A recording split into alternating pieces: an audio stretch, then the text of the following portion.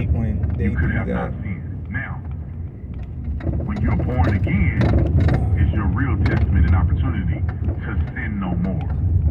Because all of us are born into sin, but then once you're born again, you should walk in the newness of life like who? Like Jesus Christ. The Bible says in the book of Romans.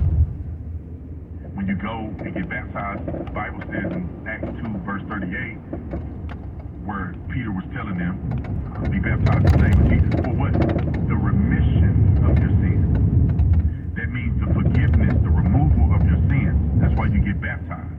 And your death, burial, resurrection, identification with Jesus is for you to do what? In the book of Romans it says, walk in the newness of life, like Jesus did. When Jesus healed and raised Lazarus from the dead, he said, go and what?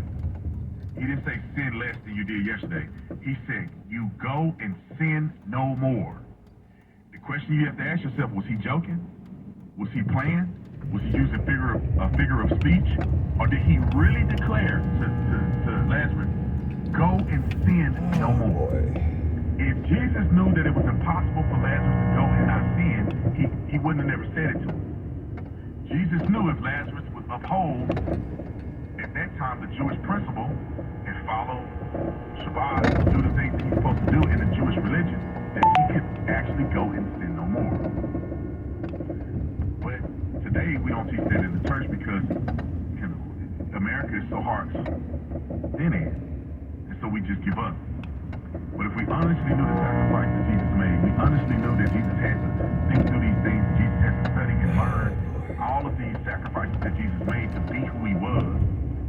Now, who he was called to be and who he was born as is something he couldn't control, but who he became through his discipline and consistency is predicated on him following the word of God.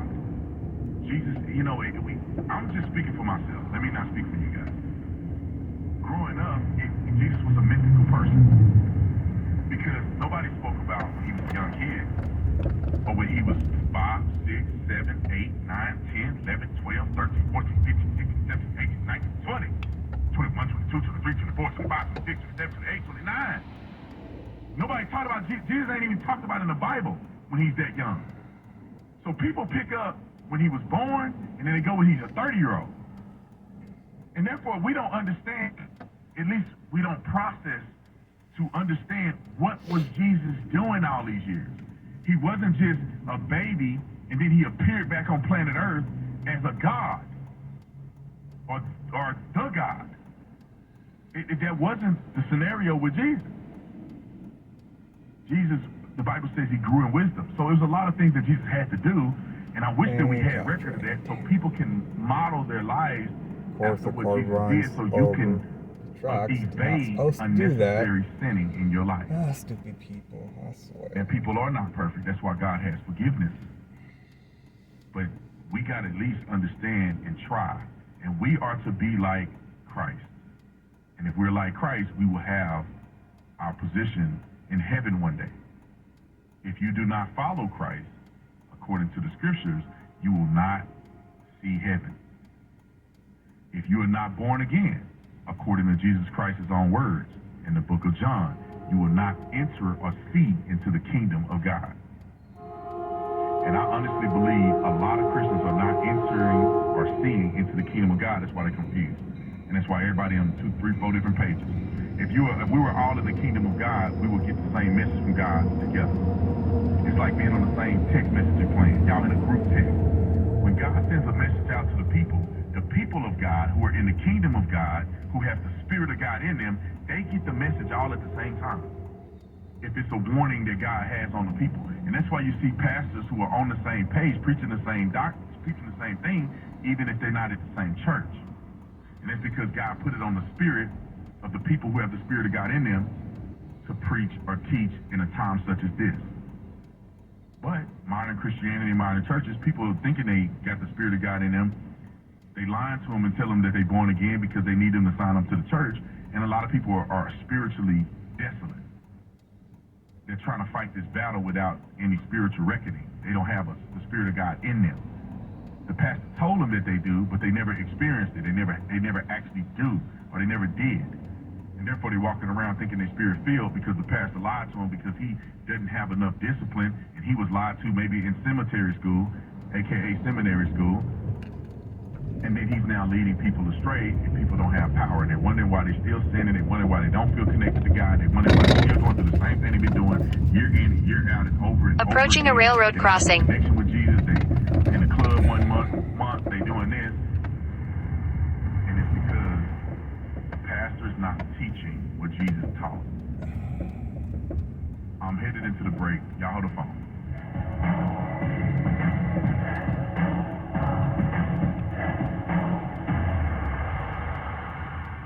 Some surprises are good, some surprises are life-changing, and some surprises can be financially devastating. That's why you need 210 Home Buyer's Warranty. 210 Home Buyer's Warranty covers critical systems like your heating, cooling, and water heater, and appliances like your fridge from breakdowns caused by routine use. Because something will break down right when you need it most. A refrigerator breakdown can cost over $1,200 to replace, with 210 as little as $85. Water heater breakdown nearly $1,800, with 210 as little as $85. AC breakdown $2,500, with 210 as little as $85. I enjoy knowing that any issue I may have with my home will be taken care of. Everything was handled professionally. The response and service is always timely and professional. No matter the age of your home or appliances, a home warranty service agreement from 210 Home Buyer's Warranty can help reduce your financial stress. Call 800-458-8877. That's 800-458-8877. 800-458-8877. Call now to get 2 months free. My brother-in-law died suddenly, and now my sister and her kids have to sell their home. That's why I told my husband we could not put off getting life insurance any longer. An agent offered us a 10-year, $500,000 policy for nearly $50 a month. Then we called SelectQuote. SelectQuote found us identical coverage for only $19 a month, a savings of $369 a year. Whether you need a $500,000 policy or a $5 million policy, SelectQuote could save you more than 50% on term life insurance. For your free quote, call SelectQuote at 1-800-659-8080. That's 1-800-659-8080. Or go to SelectQuote.com. 1-800-659-8080. That's 1-800-659-8080. SelectQuote. We shop. You save. Full details on example policies at SelectQuote.com/commercial. This is Hugh Hewitt for Townhall.com. There is a growing need to highlight some points of clarity related to the October 7 massacre in Israel. The animating hatred of Hamas terrorist attack in Israel was specific. This was a pogrom against Jews. For Islamist fanatics such as these, though, a more basic motivation is this. They want Jews dead. As Israel fights to defend their nation, it also needs to be pointed out that this is not the class of civilizations that Samuel Huntington predicted in the 1990s.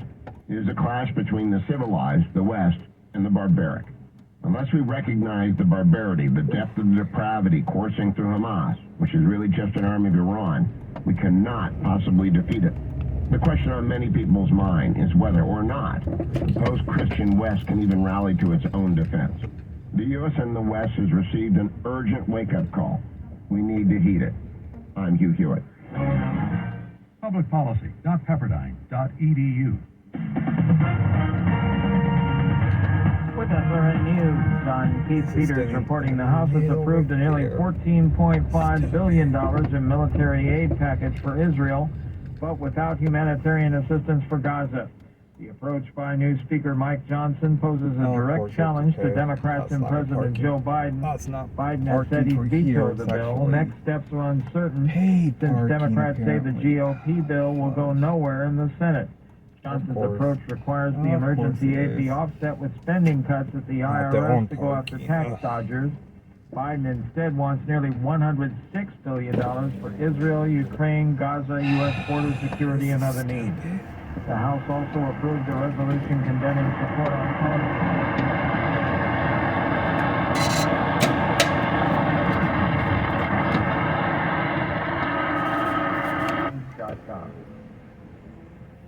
The Officer Tatum Show on 860 AM. The Answer.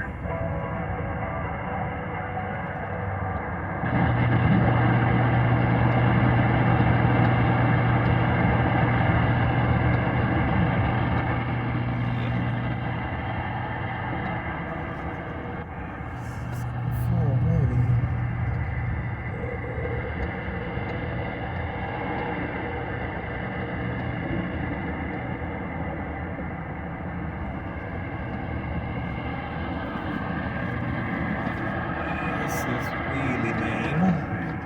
Paid parking's not even space right there.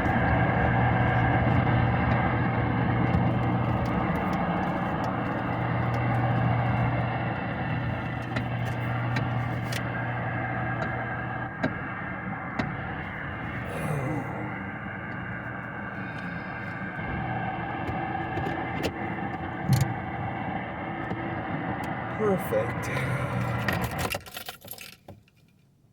Well, GPS should be fine here since it's